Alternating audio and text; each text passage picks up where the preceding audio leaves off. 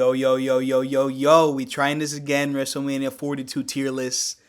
The reason why I'm saying we trying this again is because I recorded the whole video and I had nothing. All I had was audio. So let's do this again.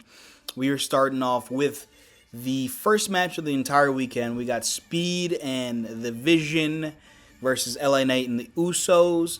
This match was fine. I'm going to throw it in C tier, you know what I mean? It was it was too quick. A lot of the matches on night one were very quick. I'm going to get that right out of the way. I do like Speed jumping on the Logan after the match.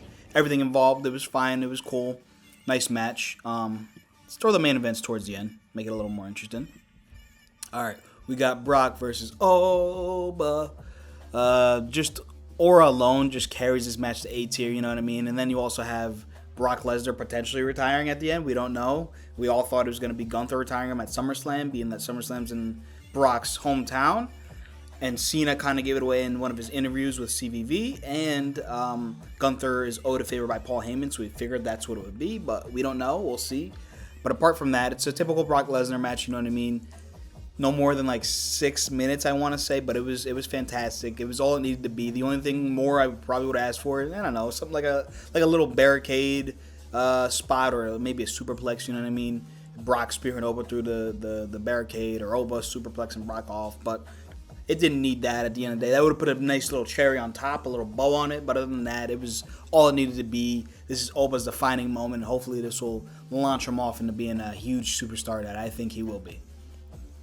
Next up, we have Jade Cargill versus Rhea Ripley. Now, obviously, we all know going into the weekend, this is probably the worst feud, you know what I mean? Because they just don't have any, they don't gel well together, you know what I mean? And all the promos were really weird, talking about each other's muscles and stuff. And then they waited till like a week before to try to heat it up by beating up Io Sky.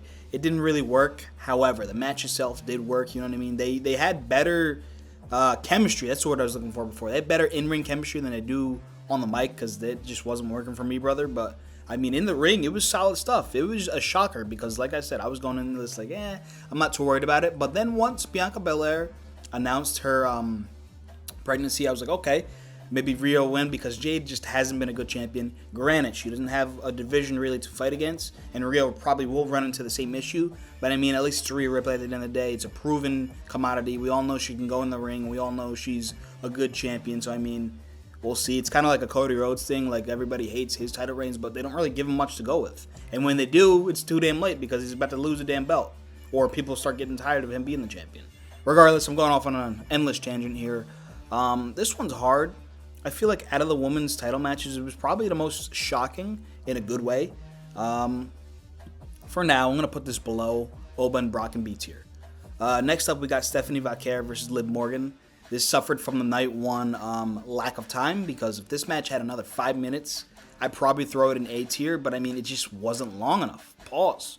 But I mean, I do like the Judgment Day interference. I do kind of wish Stephanie had somebody on her side to kind of even the odds here, because we all were expecting Judgment Day to come out, but I mean, it is what it is. And I do not hate the Liv Morgan entrance like everybody else does. I'm not sitting here saying I'm going to turn it on my car and start bobbing on my way to work this morning, but like, you know what I mean? It was fine, and you know, it didn't bother me, it didn't offend me. It was cool, you know what I mean? It's WrestleMania. You need the big, larger than life entrances. That was that. Stephanie's amazing as always, but like I said, time is why this match is in B tier. I figured this would be, you know what I mean, damn near S tier, because it had a hot build going into it, but they just didn't get enough time. Same with the stuff going into it, though. They were given 90 seconds, and they were making it great. Clonking heads with Roxanne Perez, Liv Morgan was doing. They were always brawling. It was great, but just they didn't get enough time. They didn't get enough TLC. Next up, we do have the unsanctioned fight between Drew McIntyre and Jacob Fatu. This one's going to go into A tier, below Oba and Brock. I did enjoy this one. I do have a couple nitpicks. I don't like how they had all the branding on for this match, because if you're branding it as an unsanctioned match that WWE's not responsible for any damages, why do you have WWE sponsoring all over the ring? I get it, you got to pay for your sponsors, but like, you couldn't just take it out for this one match, you know what I mean? Because it's goofy as hell. Unsanctioned match, you got the referee in a black t-shirt, so it's like, oh shit, this ain't the WWE referee, he's just doing this, you know what I mean? And then you got all the goofy branding, but all that nitpicking aside, it was a spectacular match in ring. I did enjoy it, you know what I mean? I do not like the ending, because it kind of is very similar to another match, which I'll get into, but this match happened first, so it's kind of the other match's fault for kind of copying the ending, but it was great. You know, not the best Drew McIntyre, like, stipulation match, obviously, because you got the Hell in a Cell, you got the strap match and all that, but really, really solid stuff. I did enjoy it better than last year's Vegas street fight with Damian Priest. So that was a solid match. Next, we have AJ Lee versus Becky Lynch. Now, this, in my opinion, is their best match together. I'm going to throw it in B tier. I think it's above Stephanie and Liv. Again, it just didn't get enough time that it needed. This one was solid. I do like Becky Lynch kind of beefing with the ref. That's been happening for months and months. I do like how they didn't just put another referee in there. It was perfect to throw. I think her name is Jessica Carr in there. Solid stuff, you know what I mean? Best match. Now, hopefully, we can kind of nip the bud in this feud. It was good. It should have been amazing, but like just something about it was off. Becky was seeming to hold a lot of weight. AJ Lee is a great. She's a legend, but like her promos just weren't hitting as much as they used to. You know what I mean? It's kind of not really what she's saying. It's more so the cadence, and she's taking a long time to get the words out. However, we're talking about the match here as well as the build, but I mean the match was pretty good.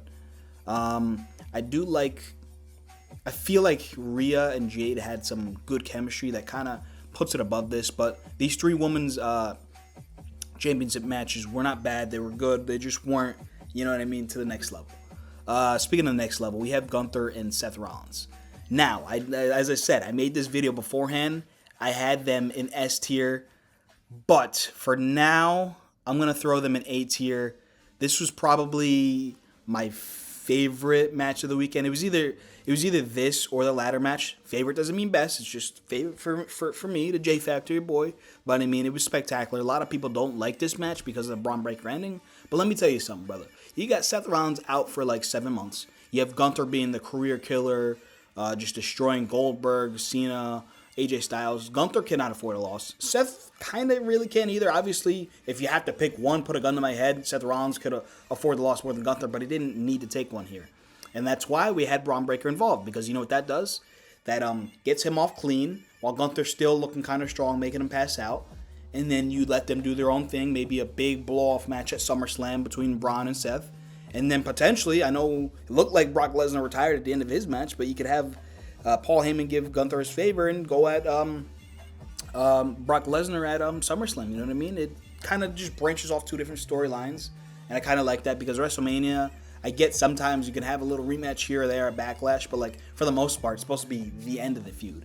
And that's a little bit of the reason why I didn't like one of the later matches on this list, which I'll get into a little later. But for now, A tier, but if this was like a favorites list, this would probably be at the top of the list. Speaking of favorites, this one's probably my number 2 favorite match, and it's going in the S tier. Now I can explain there is no story going into this ladder match with Rey, Rusev, Javon, Penta, and Ray Phoenix, or no, I'm sorry, not Ray, Dragon Lee, and then JD McDonough. But I mean, it didn't really need it. Yes, the story was, they all won main event matches to qualify. No, they really didn't. They just threw a bunch of names into a hat and probably picked them out. But at the end of the day, it worked. And I did hear a lot of people talking trash going into it. Oh, what is Rusev doing here? You got all these high flyers and you got Rusev. Sometimes that's what you need, you know what I mean? Notice how back in the day, all these Money in the Bank matches, you're always having Kane. You can't have 6 guys doing crazy stuff. You need one of the guys throwing the guy through the ladder or doing stuff, you know what I mean? And Rusev played it perfect. He took a beautiful OG cutter off of the ladder. Rey Mysterio did something good. And that's why I like this match, because everybody had their one spot to really shine, you know what I mean? And this was one of the few matches of the night where I'm like, okay, I'm really cool with anybody winning. The Rey was probably the person I wanted to win least just because he's the oldest. He's already been there, done that type of deal, you know what I mean? He didn't really need it. But anybody else, realistically, he could have won. I would have liked for Javon Evans to win, but at the same time, I didn't because Penta just won the belt, and Javon Evans winning would be, you know what I mean? It'd be the crowning. It'd be WrestleMania 21 all over again, you know what I mean? You got Oba really just putting his foot on Brock's throat, you know what I mean, and just overcoming. Kind of like how, let's compare him to Edge. Then you got Javon Evans. If he would have won, he would have been like Cena. Then you got Trick Williams winning, and he would have been like Batista. You know what I mean? It could have been a little cool having all the NXT guys win, but I mean, 2 out of 3 ain't bad if you're asking me. I'm going off on another tangent, but this ladder match was spectacular.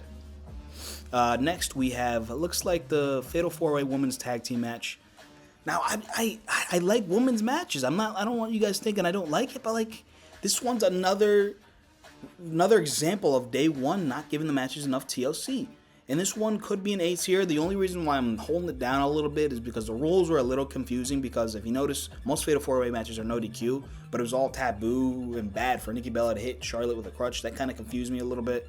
And then I did like Paige returning, you know what I mean? Loudest pop of day one by far. Don't at me. Don't even try to be funny. We all know it was it. Even if you didn't enjoy it, which, come on, why didn't you enjoy it? Somebody returning after 8 years, I think it was, and I just saw the other day. She's like 32 years old, you know what I mean? So she can have another 10 years to her career, have a bunch of dream matches with other people that we would love to see, like Rhea Ripley, etc., you know what I mean? It was a solid match. I think Bayley and Lyra should have won, and I do think the match was a little quick. But it was all building up for the hot tag for Paige to finally get in, and she looked great in there.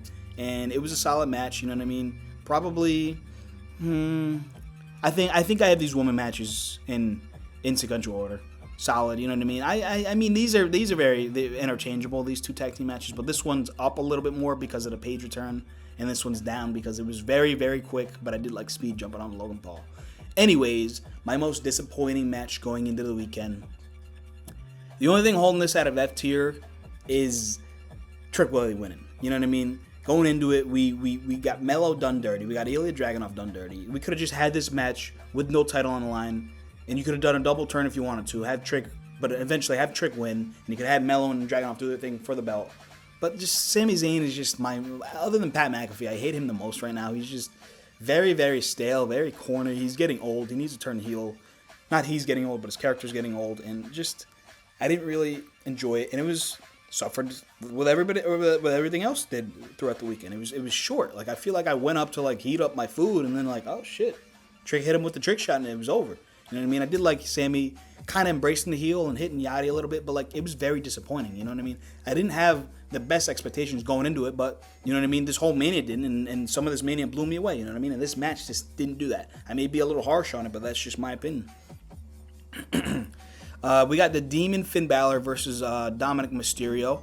Now, this one's in the same tier as the unsanctioned match, you know what I mean? I think the unsanctioned match was the better in-ring effort. That's why I have it above that. But, I mean, presentation and everything else kind of catapults this into A tier. And now that spot that I was talking about at the end that I didn't like, which was through this match, Demon Finn Balor versus Dominic Mysterio, kind of copied the finish of the other one where Fatu hit a mighty moonsault and through the table and pinned Drew. And this one, Finn hit the coup de grace through Dom through the table. I wish they would have, I don't know, switched it up a little bit. Maybe throw a ladder in there or something just to spice it up. Was the same ending. However, presentation was amazing. You had the Demon Finn Balor or farming all over the place. Dominic Mysterio's entrance was really cool. You had Dominic acting like a little scared bitch throughout the match. I do wish there was a little bit more extremeness to the match, but I was really hyped. And I also, the other thing that I really don't like, the pet peeve, why introduce this beforehand? You know what I mean? I love Finn Balor. We all love Finn Balor. But at the end of the day, I'm sorry. I love Finn Balor, and it hurts me to say this. It's not going to sell you more tickets saying it beforehand. You know what I mean? You're going to need a name like The Rock, Cody Rhodes, John Cena, Roman Reigns. That's something where you want to throw that in your last minute. Like that's why they made John Cena host to hope to sell more tickets.